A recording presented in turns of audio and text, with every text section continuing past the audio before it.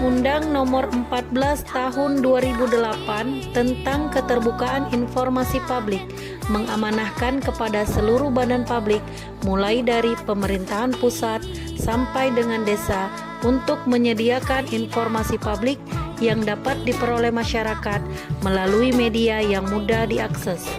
Pengelolaan informasi publik tersebut dijalankan oleh pejabat pengelola informasi dan dokumentasi. Konsultasi informasi Gampong adalah suatu wadah di mana wadah tersebut merupakan tempat masyarakat berkonsultasi.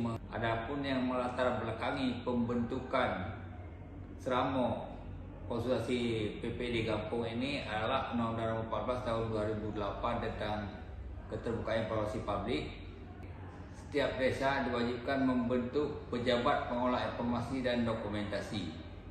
Namun evaluasi yang kami lakukan di awal tahun 2020, belum ada desa-desa di Kabupaten Biren yang membentuk PPID Gampong.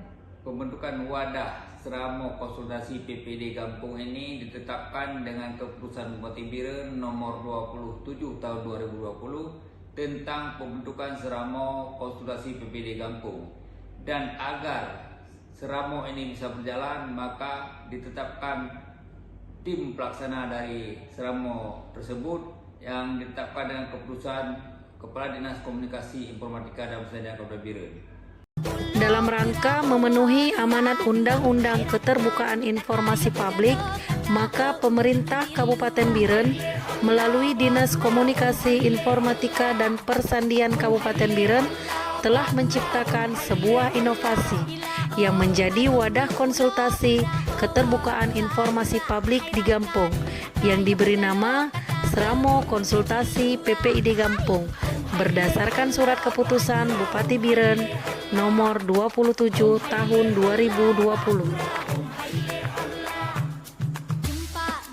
Dari hasil kegiatan tim pelaksana Seramo Konsultasi PPID Gampong tersebut, pada tahun 2021 telah terbentuk satu PPID Gampong yang pertama, yaitu pada Gampong Menasatimu, Kecamatan Pesangan.